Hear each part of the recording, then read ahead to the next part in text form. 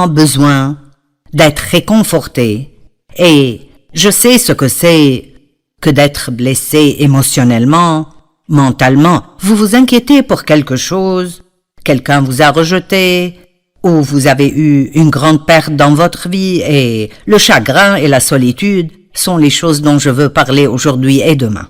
Et c'est quelque chose que, d'un côté, c'est naturel de passer par un processus de deuil, mais si vous le laissez continuer trop longtemps, il peut devenir un vrai problème majeur dans votre vie. Et donc, j'espère vous encourager aujourd'hui, et je voudrais commencer avec un beau verset. 2 Corinthiens 1, 3 et 4. Béni soit Dieu, le Dieu et Père de notre Seigneur Jésus-Christ, le Père des miséricordes et le Dieu de toute consolation, j'aime cela, qui nous console dans toutes nos afflictions, afin que nous puissions consoler ceux qui souffrent par la consolation dont nous sommes l'objet de la part de Dieu. Vous savez, ceci est si bon. Il dit que Dieu nous console, mais il nous console non seulement juste pour nous réconforter, mais pour que, quand nous sommes avec des personnes blessées, nous sachions comment prendre cette même consolation que Dieu nous donne et la leur donner. Et c'est ce que j'espère faire aujourd'hui. Donc, si vous êtes blessé, c'est important pour Dieu et pour nous. Je sais que vous vous sentez probablement seul dans votre douleur et je comprends ceci.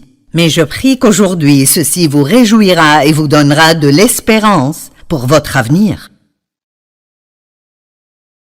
2 Corinthiens 4, 18.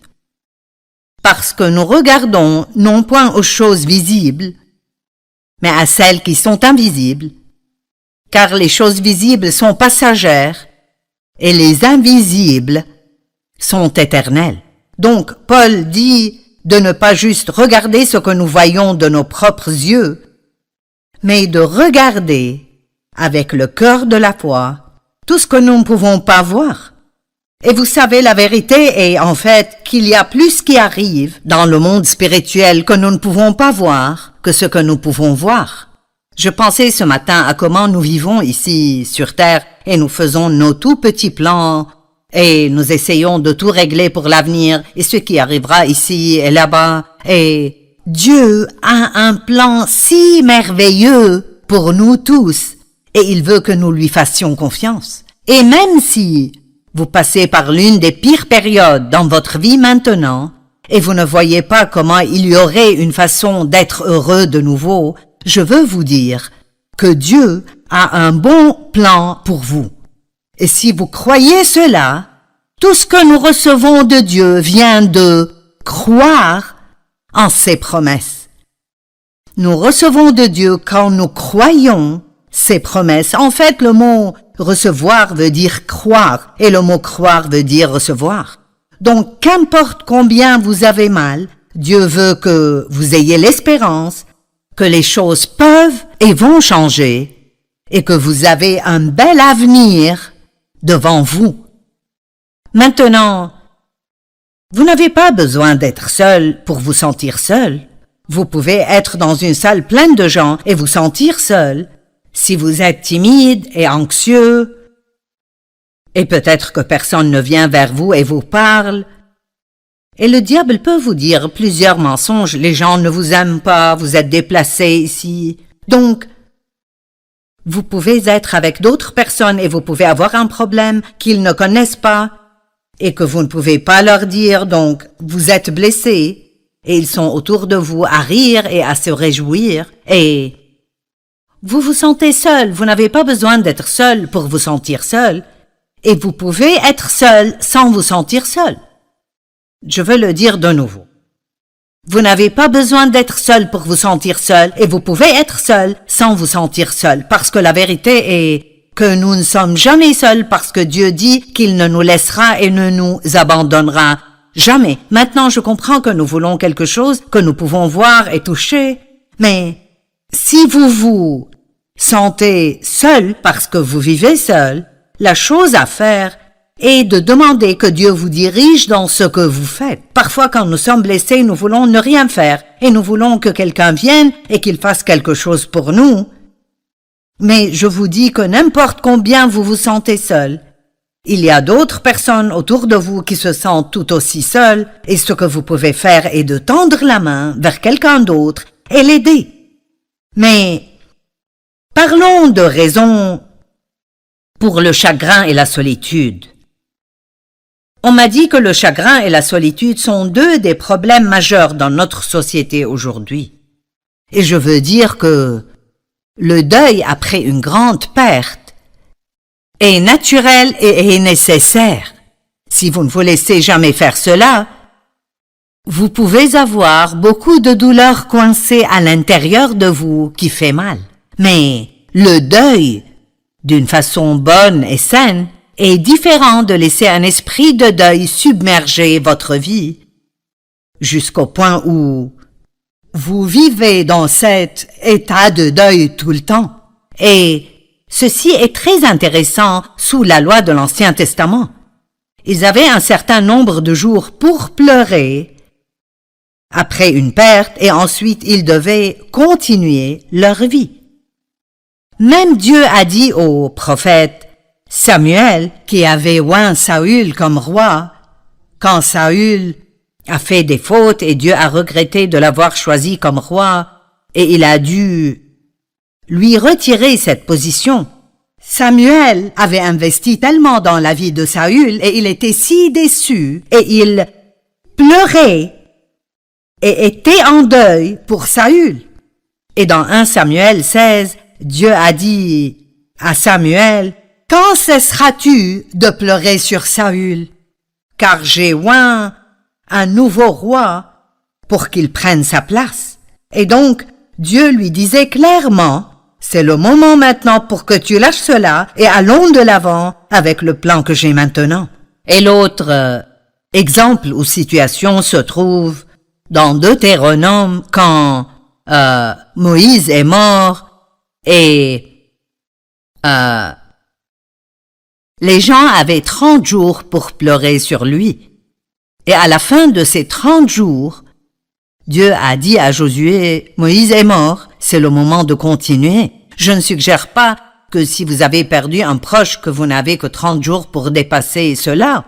Mais je pense que c'est intéressant que Dieu ait mis une limite à leur temps de pleurs et je pense que c'est un message pour nous que vous ne pouvez pas juste laisser cela continuer encore et encore et encore. Quelqu'un me parlait ce matin à propos de son père qui est mort et son père et sa mère avaient été mariés 65 ans et c'est un long temps ensemble.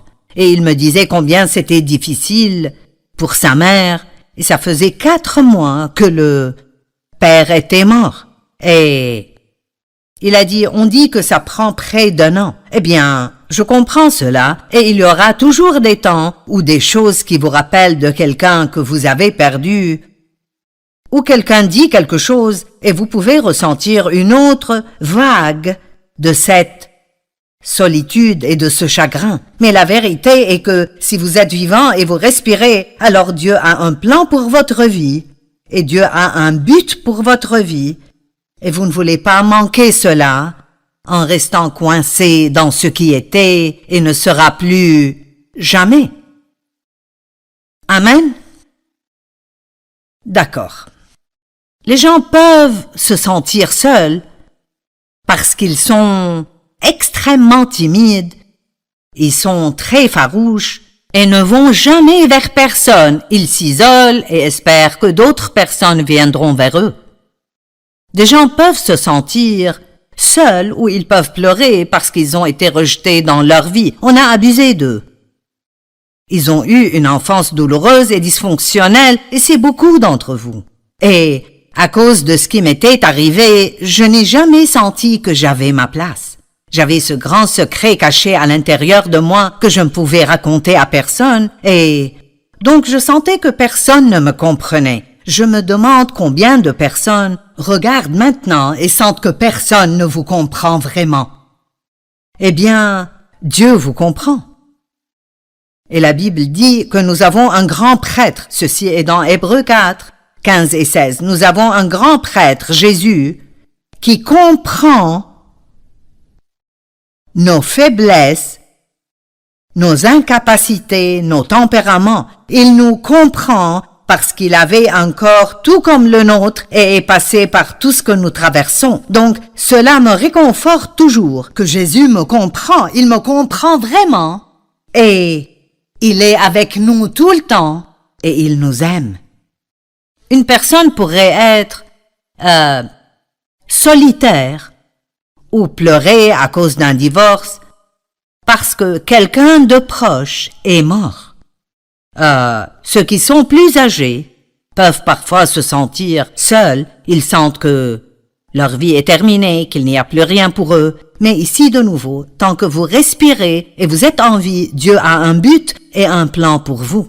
Et l'une des meilleures choses pour nous est de regarder au-delà de nous-mêmes vers ce que nous pouvons faire pour d'autres personnes. Et je dis ceci tout le temps, dans beaucoup de mes sermons. Et peut-être que vous pensez, cela ne peut pas être la réponse pour tout, mais c'est probablement la réponse à la plupart des choses. C'est de ne pas trop penser à nous-mêmes, mais de penser à d'autres personnes qui sont dans une situation peut-être pire que la nôtre. Tout changement d'étape dans la vie peut vous faire vous sentir seul. C'est la retraite, qu'allez-vous faire maintenant? Les enfants prennent leur diplôme et quittent la maison et vont à l'université. Peut-être que vous avez eu beaucoup d'enfants à la maison et ils commencent à aller à la garderie ou à la 12e ou quoi que ce soit. Certains parents seraient heureux parce qu'ils auront finalement du temps pour eux-mêmes, mais d'autres, j'ai vu des mères passer par des temps difficiles parce que ce qu'elles faisaient pendant leur journée ne doit plus être fait maintenant. Bien sûr, probablement la perte d'un proche, la mort d'un époux, la mort d'un enfant, la mort d'une mère ou d'un père, ou d'une sœur ou d'un frère, ou même un ami très très proche, peut être très très dévastatrice. Mais si vous allez à Dieu et vous le laissez dès le début, commencez à vous consoler, et au lieu de penser à tout ce que vous avez perdu, vous pensez aux bonnes choses dans cette relation, de tous les bons souvenirs dont vous vous rappelez, et vous êtes heureux de les avoir eus dans votre vie aussi longtemps que vous les avez eus. Vous savez, je commence à réaliser, et cela pourrait être drôle parce que j'enseigne beaucoup sur la pensée, mais je pense que tout problème que nous avons est connecté à notre pensée. Ça dépend vraiment de comment nous allons regarder quelque chose et comment nous allons y penser. Et vous savez, la vérité est que quand nous pleurons parce que nous avons perdu une personne dans notre vie, nous pleurons sur nous-mêmes parce que nous sommes ceux qui ont perdu. Si cette personne croyait en Christ, elle est dans un endroit de loin meilleur, et nous savons cela, mais ça n'arrête pas la douleur. Et parfois vous devez juste laisser la douleur venir, vous devez pleurer, et laissez Dieu vous réconforter, et vous la traverserez, et vous la dépasserez, et vous avez toujours beaucoup de vie, et Dieu a un nouveau plan qu'il oindra pour vous. Espérez. L'espérance est une attitude positive que quelque chose de bien arrivera avec vous. Un autre moment où les gens ont des difficultés est quand ils prennent leur retraite. Vous ne savez pas quoi faire de votre vie maintenant. Spécialement, si beaucoup de votre identité était liée à votre travail, alors vous pouvez commencer à penser que vous ne faites plus rien maintenant. Qui suis-je maintenant? Vous n'étiez jamais votre travail. Vous devriez toujours pouvoir séparer qui vous êtes de ce que vous faites. Et je pense à ceci depuis longtemps déjà. Si un jour je ne peux plus diriger ce ministère et faire ce que je fais maintenant, je serai toujours une personne importante que Dieu aime parce que je ne laisserai pas ma valeur être dans ce que je fais, mais dans qui je suis en Christ.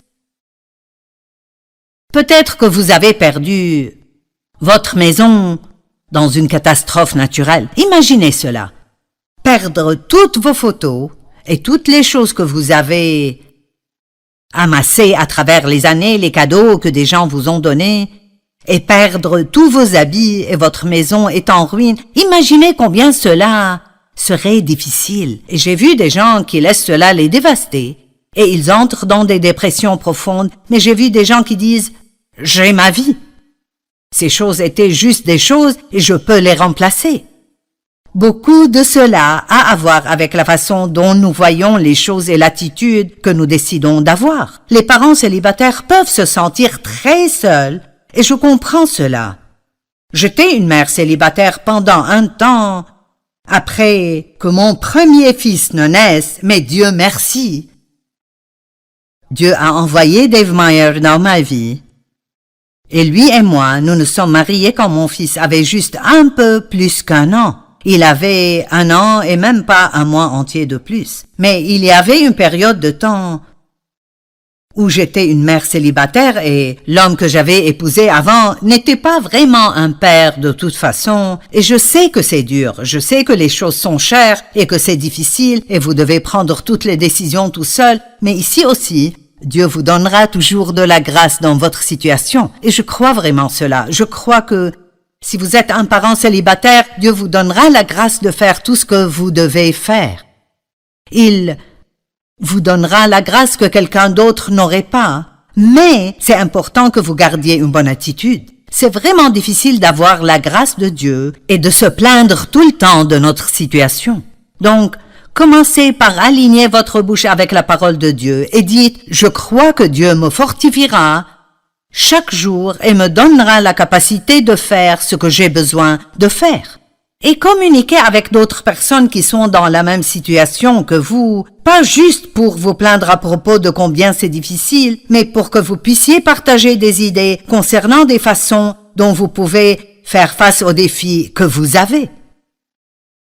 Et alors aussi, je crois que la maladie et la douleur dans votre corps peuvent être un très grand défi et vous pouvez vous sentir vraiment très seul quand vous êtes dans une salle pleine de gens et votre dos vous fait mal et vous n'arrivez plus à le supporter et tout le reste du monde rit et passe du bon temps et vous pensez « Est-ce que quelqu'un sait ce que je ressens ?» Eh bien oui, Jésus sait.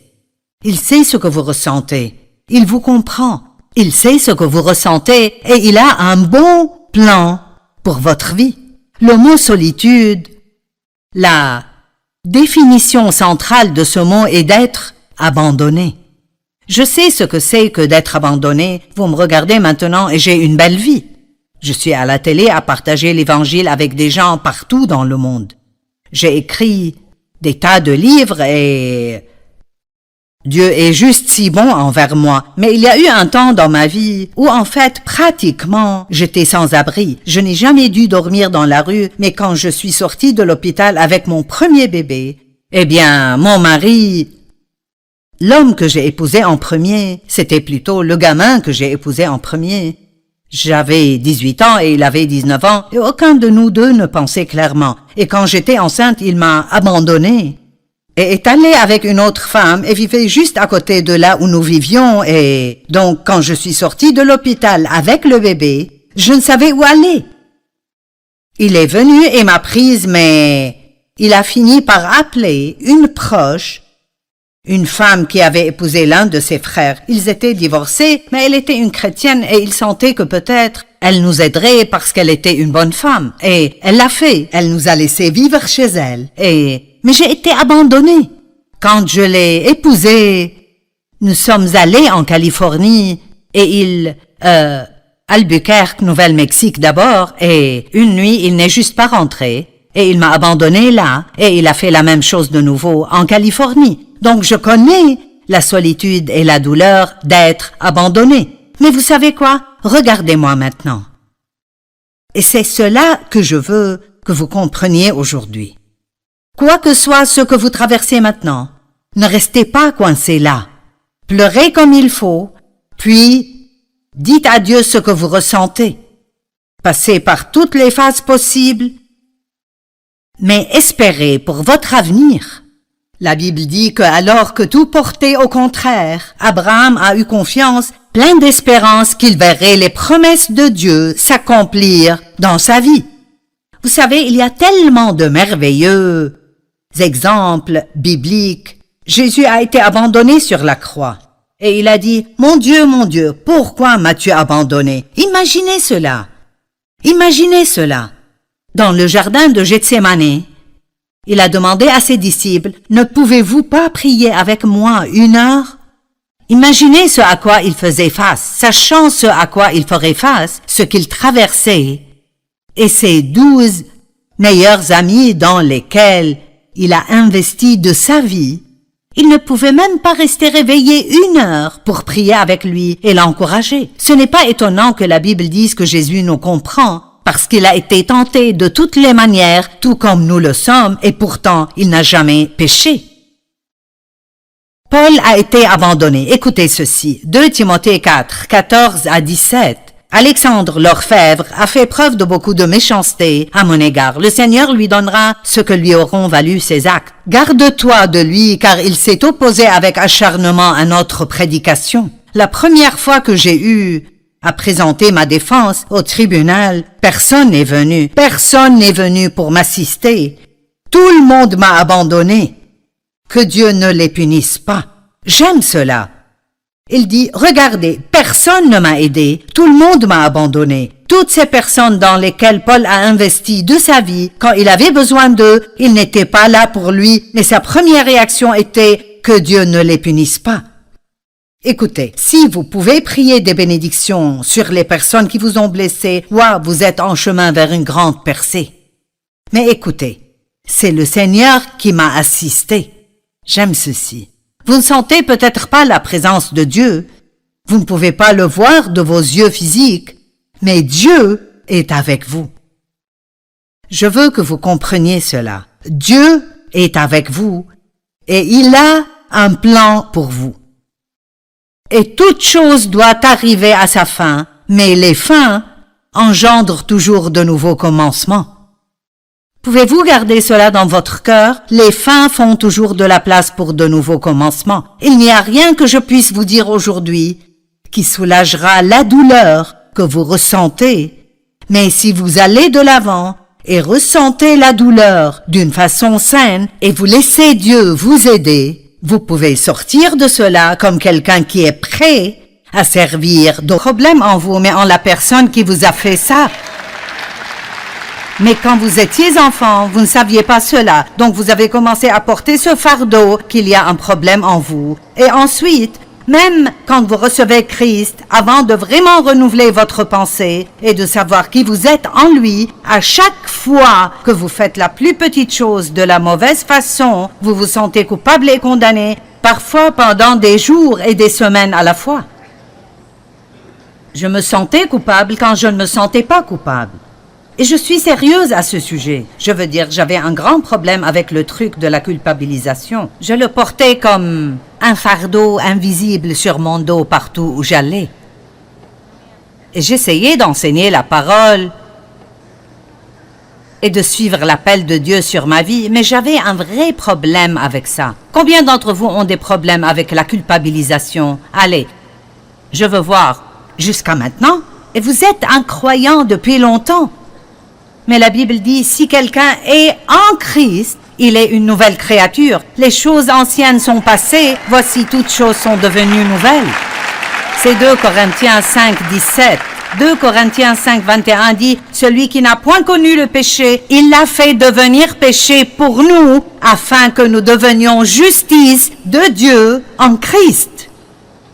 Donc quand il siège, et je siège en lui, même quand je fais des fautes, Dieu me voit toujours, d'après la Bible amplifiée, comme étant juste devant lui. Bien que je fasse des fautes parce que mon cœur est droit et je veux faire ce qui est bon et je suis désolée d'avoir fait ces fautes, Dieu me voit toujours comme étant juste devant lui. Nous sommes justifiés en Christ, c'est-à-dire nous sommes changés. C'est comme si nous n'avions jamais péché. Allez, j'en ai assez que vous soyez en colère contre vous-même. Donnez-vous une pause. Jésus a fait le sacrifice final. Il n'y a plus de sacrifice nécessaire. Plus maintenant. Votre culpabilisation n'est pas la façon de payer pour vos péchés. Allez, Si seulement une personne est libérée aujourd'hui, je peux rentrer chez moi heureuse. Mais j'espère que ce sera plus qu'une. Donc je me souviens d'un incident en particulier. J'étais allée faire du shopping et je me culpabilisais. Et je me suis garée à l'arrière du parking pour pouvoir marcher lentement et pathétiquement jusqu'au magasin. Si vous vous sentez mal dans votre peau, vous pourriez aussi bien vous abattre. J'ai entendu le Saint-Esprit dire « Joyce, comment comptes-tu surmonter ce péché ?» Eh bien, je connaissais la réponse. J'ai dit « Oh, je vais recevoir le sacrifice que Jésus a fait qu'il est mort pour moi. » Et le Saint-Esprit a dit « Et quand prévois-tu de faire ça ?» Combien d'entre vous savent que Jésus est mort pour vos péchés? Combien d'entre vous croient qu'il a payé le prix de vos péchés? Très bien. Alors, quand allez-vous le recevoir et vous pardonner vous-même? Allez, quelqu'un doit être libéré aujourd'hui. Certains d'entre vous portent toujours des choses depuis 10 ans et vous vous sentez mal concernant ce que vous avez fait il y a 10 ans. Cela ne vous aide pas et cela n'aide pas Dieu. Amen. Donc, savez-vous ce qu'il m'a dit? Tu sais, Joyce, si ça ne te dérange pas, pourrais-tu juste aller de l'avant et recevoir mon sacrifice maintenant? Parce que j'ai besoin de toi et dans cet état-là, tu ne m'es pas utile. Quand nous sommes dans ce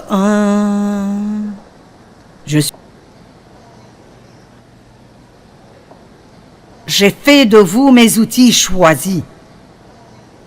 Avec tout ce que nous faisons de mal, Dieu nous choisit et il nous utilise. Et la Bible dit qu'il le fait pour confondre ceux qui pensent être sages et utilisables et qui ont vraiment besoin d'humilité. Dieu utilise en fait les ordures, ce que le monde considère comme étant ordures, et le jette, Dieu l'utilise.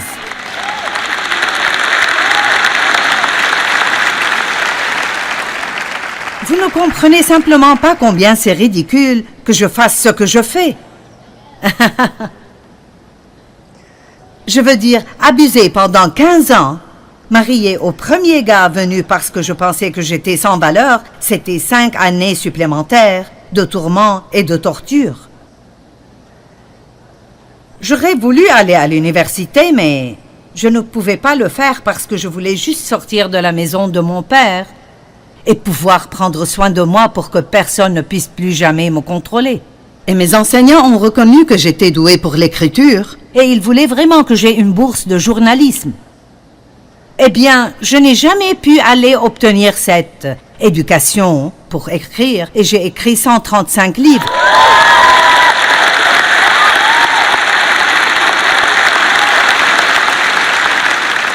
Devinez quoi, j'ai presque échoué l'anglais. C'est vrai, je suis sérieuse. Je l'ai presque échoué parce que je me moquais de si c'était un nom ou un pronom ou un verbe. Je voulais juste parler. Maintenant, je parle à des gens partout dans le monde. Je n'ai jamais appris de langue étrangère, mais je parle en 132 langues. Et je veux dire parce que mes messages sont traduits. Ils sont traduits en 100... Vous voyez? Vous vous disiez, tu les connais? Allez, mes messages sont traduits. Ce que nous faisons ici aujourd'hui sera vu partout dans le monde en 132 langues. Et donc, j'essaie de vous faire comprendre que toute chose que le diable a essayé de m'enlever, Dieu me l'a donné multiplié plusieurs fois et croyez-moi, il fera la même chose pour vous. Amen. Alléluia. Mais je veux que vous compreniez que je n'allais nulle part rapidement avant de dépasser cette condamnation. S'il vous plaît, écoutez-moi. Mais c'est ce que je ressens. C'est vrai, mais vous pouvez contrôler ce que vous dites. Et je vous le dis, j'ai dû dire probablement 1 million de fois « Je suis la justice de Dieu en Christ » et je le dis toujours, tous les jours. Je suis la justice de Dieu en Christ. Et je dirais même, je me moque de si je me sens coupable, je sais que je ne suis pas coupable. Parfois, vous devez parler à vos sentiments et leur dire, vous n'allez pas me contrôler, vous ne me direz pas quoi faire. Je ne vis pas d'après ce que je ressens, je ne vis pas d'après ce que je vois, je suis une personne de la foi et je marche d'après la parole de Dieu. Donc, si la Bible dit, Dieu vous aime, donc sûrement Dieu vous aime. Qu'importe ce que vous pensez, la Bible dit, Dieu a un bon plan pour votre vie, donc Dieu a un bon plan pour votre vie. Soyez d'accord avec Dieu. Arrêtez d'être d'accord avec le diable et vous verrez peut-être de grandes choses arriver dans votre vie. C'est si merveilleux de tout faire, de cette position de nous reposer en Dieu. Mais vous ne vous reposerez dans aucune autre région de votre vie avant d'apprendre comment vous reposer en Dieu à votre propos. Oui, j'ai entendu ce aïe au fond. Combien de personnes ici ne s'aiment pas eux-mêmes? Je n'aimais pas ma personnalité et je pensais que j'étais trop insolente et effrontée. Je n'aimais pas ma voix. Et je sais que ça n'arrivera pas parce que si j'étais aussi bonne, je serais si vaniteuse que Dieu ne pourrait pas m'utiliser.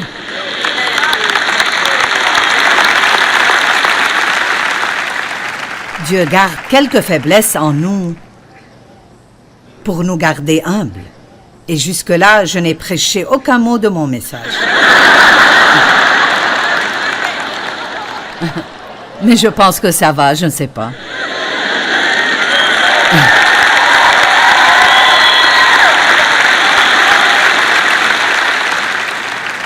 Je veux que vous mettiez une fin à la guerre que vous avez avec vous-même. Et le diable essaiera de revenir. Oh, il essaiera. Mais en Christ, en Christ, en Christ, en Christ, nous sommes tout et rien. Tout en Christ, rien en nous-mêmes. Tant que vous vous rappelez cela, Dieu peut faire des choses grandes et puissantes à travers vous. Allez, je pense que nous allons partager plus de la parole dans une minute, mais si vous avez besoin d'entrer dans le repos de Dieu concernant vous-même, levez-vous, je vais prier pour vous.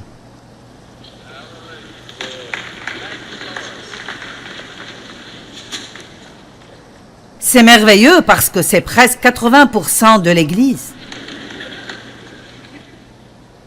Oh, ceci est si bien, si bien. Père, je prie pour toutes ces personnes merveilleuses pour lesquelles tu as envoyé ton Fils mourir. Tu as payé le prix pour eux, pour qu'ils puissent savoir qui ils sont en toi. Nous sommes tous des épaves en nous-mêmes, mais en toi, nous pouvons faire de grandes choses. Je chasse l'esprit démoniaque de la culpabilisation, de la haine de soi, de l'aversion de soi, du doute. Et je prie que chacune de ces personnes sorte d'ici étant entrées dans ton repos concernant qui ils sont et où ils sont dans leur marche avec toi. Et ils jouiront d'où ils sont en chemin vers où ils vont. Nous allons de gloire en gloire en gloire et je prie qu'ils jouissent de la gloire où ils sont alors qu'ils vont à la suivante. Je prie une bénédiction sur vous, que vous ayez la paix concernant qui vous êtes et où vous êtes dans votre marche avec Dieu.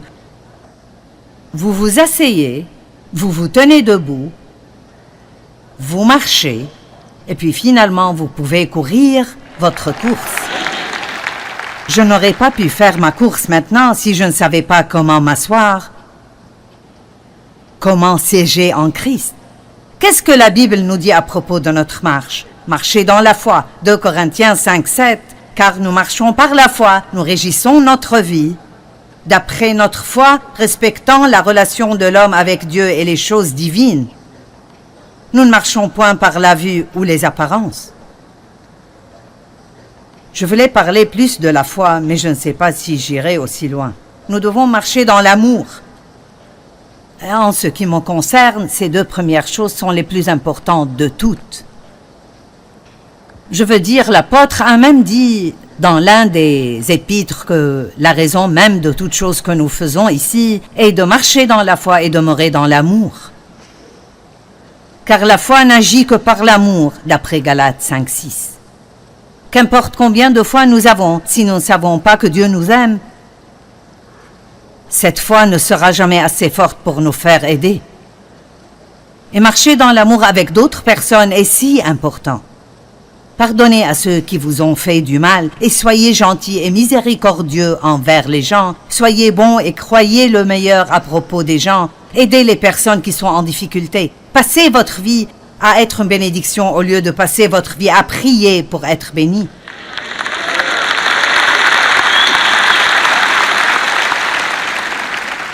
Marchez comme Christ marchait. Marchez pour plaire à Dieu, dit 1 Thessaloniciens 4:1. Colossiens 3:6 et 7 disent « Ne vous comportez pas comme les païens ». Nous allons nous arrêter là juste une seconde et dire « Nous sommes dans le monde, mais nous n'en faisons pas partie ». C'est le moment pour nous d'avancer.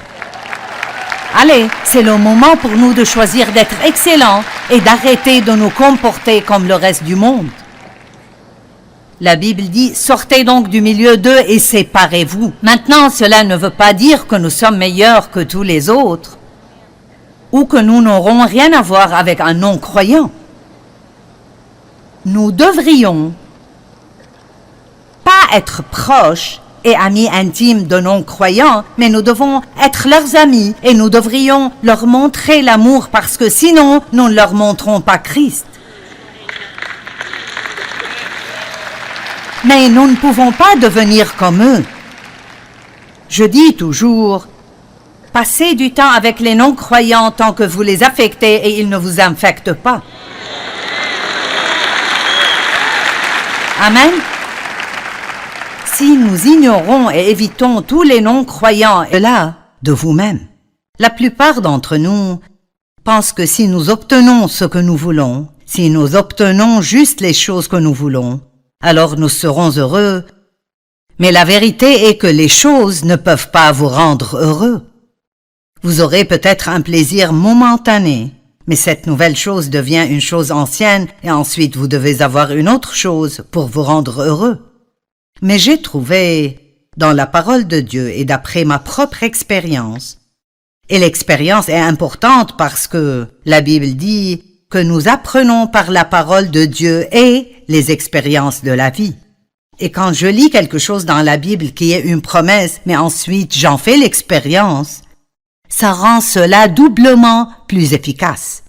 Et donc, la Bible nous enseigne que l'une des façons dont nous pouvons vraiment être heureux, et j'ai découvert cela de la parole et de mon expérience, c'est d'arrêter de penser à vous-même et de faire autant que vous le pouvez pour d'autres personnes.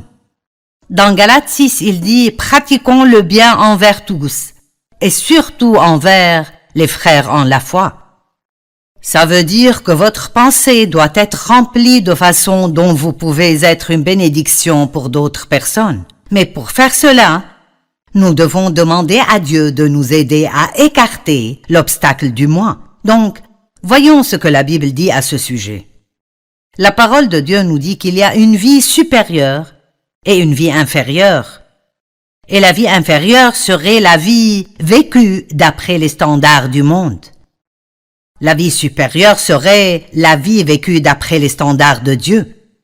Si vous pensez à cela, le monde dirait « Obtenez tout ce que vous voulez pour vous-même, vous le méritez, rendez-vous heureux et la vie sera bonne. » Mais en fait, c'est la vie inférieure.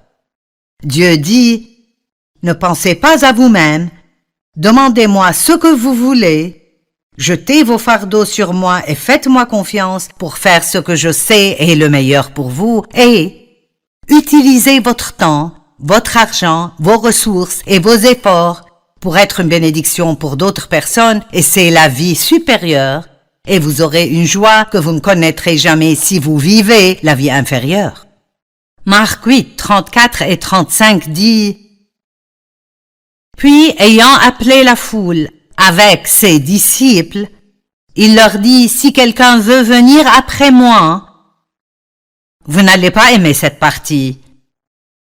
Mais n'éteignez pas votre télé, je veux que vous écoutiez.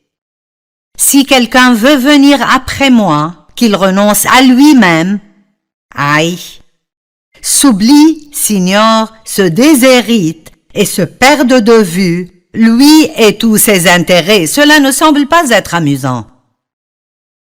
Vous ne pourriez pas faire applaudir beaucoup de personnes avec ce verset. Qu'il se charge de sa croix et qu'il me suive. Donc la croix que nous devons porter n'est pas la pauvreté, ni la maladie, ni les plaies, ni les désastres, ni la misère. Nous entendons des gens dire « c'est juste la croix que je dois porter dans la vie ». Ce n'est pas ce qu'est la croix que Jésus veut que nous portions est de vivre généreusement. Et oui, faites des choses pour vous-même, occupez-vous de vous-même, mais ne perdez pas l'équilibre quand il s'agit de ce qui est en premier dans votre vie. Faites d'autres personnes une priorité et vivez pour les aider. Maintenant, je ne dis pas de plaire aux gens, ce n'est pas ce dont je parle. Mais quand vous aidez d'autres personnes à cause de votre amour pour Dieu, vous plaisez alors à Dieu. Et si nous tous nous faisions cela, le monde serait impressionné par ce que c'est que d'être chrétien, et vous ne pourriez plus trouver de place à l'église pour quiconque de plus. Le problème est que nous prêchons aux gens et ensuite ils nous voient faire l'opposé. Mais une chose que vous ne pouvez pas ignorer est le véritable amour. Vous savez, nous faisons beaucoup de travail missionnaire et je crois vraiment que beaucoup de personnes ont tellement de douleur qu'ils ne peuvent pas entendre ce que vous leur prêchez. Mais si vous leur montrez l'amour de Dieu, alors ils écouteront ce que vous avez à dire. Donc nous nourrissons des gens et nous amenons de l'eau propre dans des villages aux gens, dans des pays du tiers-monde. Et nous aidons dans la délivrance de femmes qui ont été trafiquées, dans l'industrie sexuelle. Nous aidons des femmes qui ont été battues, nous aidons des orphelins, nous bâtissons des écoles pour éduquer des enfants qui n'ont pas d'école où aller. Nous faisons tout ce que nous pouvons faire. Nous avons un ministère de prison, un ministère dans les hospices, tout ce que nous pouvons faire. Pourquoi? Jésus a dit, n'oubliez pas ces gens. Et il a dit, quand j'étais affamé, vous m'avez nourri, et ils ont demandé, quand avons-nous fait ça? Et il a dit, si vous avez fait cela pour le petit de ceux-ci, mes frères, vous l'avez fait pour moi. Dieu n'est pas juste dans nos vies, il n'a pas juste envoyé Jésus pour que nous puissions avoir tout ce que nous voulons, mais pour que nous puissions être une bénédiction pour d'autres personnes. Si vous faites tout ce que vous pouvez faire pour quelqu'un d'autre, les bénédictions de Dieu vous pourchasseront. Vous serez si bénis, vos besoins seront pourvus. Mais vous ne devrez pas passer votre temps à essayer de le faire pour vous-même. Occupez-vous des affaires de Dieu et il prendra toujours soin des autres. Car celui qui voudra sauver sa vie supérieure, éternelle, devra perdre la vie inférieure. Mais celui qui perdra sa vie, qu'il vit seulement sur cette terre à cause de moi et de la bonne nouvelle, sauvera sa vie spirituelle supérieure. Vous ne pouvez pas avoir les deux vies. Si vous voulez la vie supérieure, vous devez abandonner la vie inférieure, sinon vous n'aurez pas la vie supérieure. Paul a dit, « Je suis déterminé de parvenir à le connaître et de connaître la puissance de sa résurrection. » Paul voulait vivre cette vie supérieure et il a dit, « Pour pouvoir faire ceci, je devrais être déterminé. » Maintenant, écoutez, nous avons beaucoup de problèmes dans le monde, toutes sortes de problèmes dans le monde. Je veux dire, de gros problèmes. Partout où vous regardez, les gens parlent des problèmes. Les nouvelles sont pleines de tous les problèmes. Parfois, c'est si décourageant, vous devez détourner votre regard et trouver quelque chose à regarder exprès qui est bien. Mais dans 2 Timothée 3, 1 à 5, c'est un peu long, mais vous pouvez supporter 5 versets. Il dit « Sache que dans les derniers jours, il y aura des temps difficiles. » Car les hommes seront égoïstes. C'est pour cela que j'enseigne ce message aujourd'hui, parce que nous ne voulons pas être égoïstes. Nous devons nous aimer nous-mêmes d'une façon équilibrée, parce que Dieu nous aime. Parce que si vous ne vous aimez pas, alors vous ne pourrez certainement aimer personne d'autre. Mais je ne parle pas d'être amoureux de soi-même d'une façon égoïste.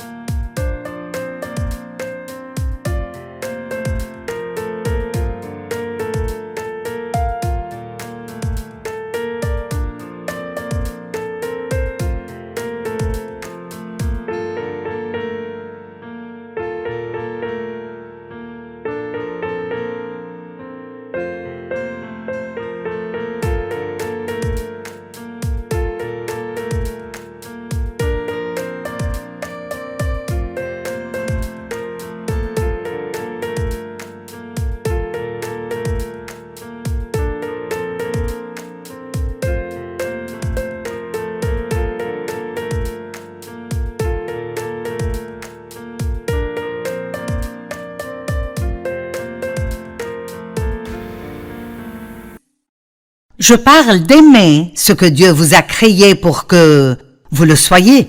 Les hommes seront égoïstes, amis de l'argent, fanfarons, hautains, blasphémateurs, rebelles à leurs parents, ingrats, impies, insensibles, déloyaux, calomniateurs, intempérants, cruels, ennemis des gens de bien, traîtres, emportés, enflés d'orgueil, aimant le plaisir plus que Dieu.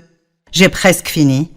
Ayant l'apparence de la piété, mais reniant ce qui en fait la force. Puis il dit, éloigne-toi de ces hommes-là. Puis-je vous dire qu'avec qui vous passez du temps est très important, spécialement les personnes avec qui vous passez beaucoup de temps. Nous ne voulons pas ignorer les pécheurs, agir comme si nous étions meilleurs qu'eux. En fait, Jésus passait du temps avec des pécheurs tout le temps. Mais je dis, passez du temps avec des personnes comme ça tant que vous les affectez et elles ne vous infectent pas. Vous devez faire très attention avec qui vous passez beaucoup de temps parce que vous devenez comme ceux que vous fréquentez régulièrement. Si vous m'écoutez tous les jours à la télé, vous commencerez vite à dire des choses comme je l'ai dit. C'est la même chose pour moi. Si j'écoute quelqu'un tout le temps, je prendrai certaines de ses habitudes. Donc, vous devez choisir qui vous fréquentez très attentivement. Faites attention quand vous êtes attiré par ce genre de situation et résistez-y. Éloignez-vous-en. Je vais vous parler d'un jeune homme qui avait une bonne vie, mais qui ne réalisait pas cela. Et il voulait que son père lui donne son héritage, bien qu'il fût toujours un jeune homme. Et la chose que vous ne comprenez pas à propos de la culture où il vivait est que c'était si insultant de dire à votre père « Donne-moi mon héritage » parce qu'essentiellement il disait « J'aimerais que tu sois mort pour avoir l'argent ». C'est intéressant pour moi que le père lui a donné ce qu'il voulait. Et vous savez, parfois, Dieu nous donne ce que nous voulons pour nous prouver que ce n'est pas vraiment ce que nous voulons. Après tout, savez-vous que certaines des choses que vous pensez peut-être vouloir pourraient être les pires des choses pour vous? Donc vous devez faire attention à combien vous essayez dur d'obtenir ce que vous voulez et vous assurer que vous laissez Dieu vous donner ce qu'il veut que vous ayez. Mais voici l'histoire. Le fils plus jeune dit à son père, il y a 2 frères dans cette histoire. « Mon père, donne-moi ma part d'héritage. » Maintenant, j'ai encerclé les mots « donne-moi » parce que ces 2 mots sont ce qui a presque ruiné sa vie. Et savez-vous ce dont le monde est rempli aujourd'hui? Des gens qui disent « donne-moi, donne-moi, donne-moi ». Ils ne cherchent pas à donner ou à être une bénédiction, ils cherchent ce que tout le reste du monde peut faire pour eux. Et le père fit le partage de ses biens entre ses fils. Quelques jours plus tard, le cadet vendit tout ce qu'il avait reçu et s'en alla dans un pays lointain. Là, il gaspilla et perdit toute la fortune que son père lui avait donnée. Vous voyez, il n'était pas assez grand ou assez mature pour savoir comment s'occuper de ce genre de bénédiction comme il faut. Et parfois, nous ne comprenons pas pourquoi Dieu ne nous donne pas plus de ceci ou de cela, mais la vérité est que Dieu vous donnera ce que vous pouvez gérer. Si vous vous rendez misérable parce que vous voulez des choses que vous n'avez pas, pourquoi ne pas dire « Dieu, je veux ta volonté ». Ne me donne pas ce que je demande si ce n'est pas ce que tu veux que j'ai. Maintenant, écoutez. Il gaspilla sa fortune en menant grande vie. Lorsqu'il eut dépensé tout ce qu'il avait, une grande famine survint dans ce pays et il commença à se trouver dans le besoin. Il se trouva donc du travail à garder les pourceaux. Son boulot était de nourrir les pourceaux. Mais avant longtemps, tout ce qu'il pouvait manger était la même chose que les pourceaux mangeaient. Voici ce jeune homme qui vivait à la maison avec un père riche qu'il aimait et avait une belle vie, mais il n'était pas satisfait. Peut-être que vous regardez aujourd'hui et vous vous êtes permis d'être insatisfait. Mais si vous y pensez vraiment et vous regardez autour de vous, vous avez une belle vie. Savez-vous que si vous vivez sous un toit et avez quelque chose à manger, vous êtes plus béni que probablement les 2/3 des gens dans le monde? C'est mauvais quand nous oublions nos bénédictions et nous regardons seulement à ce que nous n'avons pas. Donc il se retrouve à manger avec les cochons et j'aime la façon dont la Bible dit ceci. Elle dit étant rentré en lui-même. Et vous savez, beaucoup d'entre nous, nous avons besoin d'un réveil. Nous avons besoin d'un réveil dans notre vie. Avez-vous besoin de rentrer en vous-même? Avez-vous besoin de vous réveiller aujourd'hui? Vous êtes-vous éloigné de Dieu et est-ce un réveil pour vous? Vous savez, nous avons besoin de rester forts chaque jour, de garder notre foi active et nous accrocher à Dieu avec tout ce qu'on a. Ne laissez pas le monde vous l'enlever. Il est rentré en lui-même et il a réalisé, ici, je mange avec les cochons. Et il s'est dit, je sais ce que je ferai.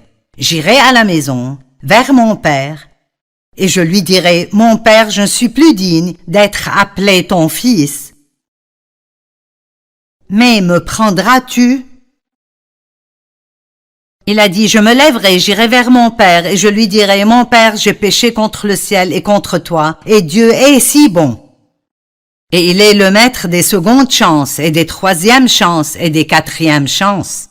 Et je ne sais pas où vous êtes maintenant, mais je crois que je parle à des personnes aujourd'hui qui ont besoin d'une deuxième chance, ou une troisième chance. Et peut-être que le diable vous a convaincu que Dieu ne vous reprendra pas, il est un menteur. Je me demande si ce jeune homme a pensé, je me demande si mon père me reprendra. Donc il est retourné chez son père, et il est écrit que le père est venu vers lui en courant, et les hommes plus âgés en ce temps ne couraient pas. Son père était si heureux de le voir. Il a ordonné qu'on fasse une grande fête, qu'il tue le veau gras, qu'il lui amène la plus belle robe, qu'on lui mette un anneau au doigt. Et le fils était repentant et donc tout ce que le père voulait était de lui amener la restauration. Si vous êtes tombé dans le péché et vous êtes repentant, Dieu veut juste vous restaurer et il veut le faire maintenant. Il ne sera pas en colère contre vous, il ne vous punira pas et ne vous rappellera pas chaque 5 minutes de vos fautes. Donc si vous vous retrouvez dans un champ de porc, en quelque sorte, vous pouvez vous repentir et vous pouvez retourner chez votre père et dire « Père, j'ai péché et je veux retourner à la maison ». Il y a un autre jeune homme dans la Bible qui est allé chez Jésus et a dit « Qu'est-ce que tu veux que je fasse? Qu'est-ce que je dois faire pour être juste devant toi pour faire ce que tu veux que je fasse? » Et il lui a dit « Garde mes commandements. » Et le jeune homme, si imbu de lui-même, a dit « Oh, j'ai fait cela, j'ai fait cela. » Et Jésus lui a dit, il te manque encore une chose. C'est quelque chose que nous devons réaliser, c'est que quoi que nous pensions avoir fait, il y a toujours quelque chose qui nous manque. Et c'est vraiment une bonne nouvelle parce que ça veut dire que, qu'importe combien de bonnes choses nous pensons avoir faites, il n'y a rien que nous puissions faire qui nous rendrait justes devant Dieu. Nous avons toujours besoin de Jésus. Il y a toujours cette chose qui nous manque. Et Jésus veut venir et réparer cela. Et donc Jésus a dit au jeune homme, parce que l'homme était très riche, il a dit, va vendre tes biens, distribue-les aux pauvres. Et la Bible dit que le jeune homme s'en est allé tout triste parce qu'il était très riche. Maintenant écoutez, il y a un message plus profond dans cette histoire que nous lisons. Que se serait-il passé si le jeune homme avait vendu tout ce qu'il avait et distribué l'argent aux pauvres? Je peux vous le dire, s'il avait fait cela, il aurait fini avec beaucoup plus que ce qu'il avait au départ. Dieu veut toujours nous bénir, mais il ne veut jamais que notre argent ou nos possessions nous arrêtent de lui obéir. Tout ce que vous avez appartient à Dieu de toute façon et vous n'auriez rien s'il ne vous l'avait pas donné au départ.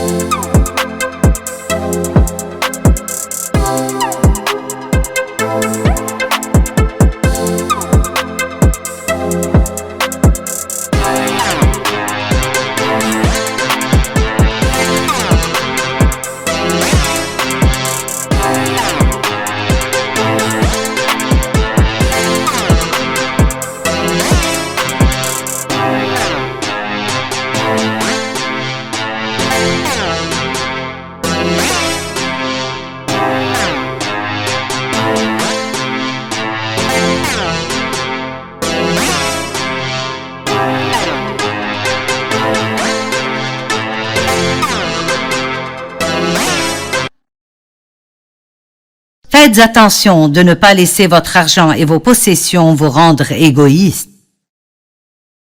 Tout ce que vous obtenez, assurez-vous de le partager avec d'autres. Une autre façon de ne pas être égoïste est de ne pas prendre offense. Êtes-vous une personne irritable qui est facilement blessée? Eh bien, la Bible dit que l'amour n'est pas irritable.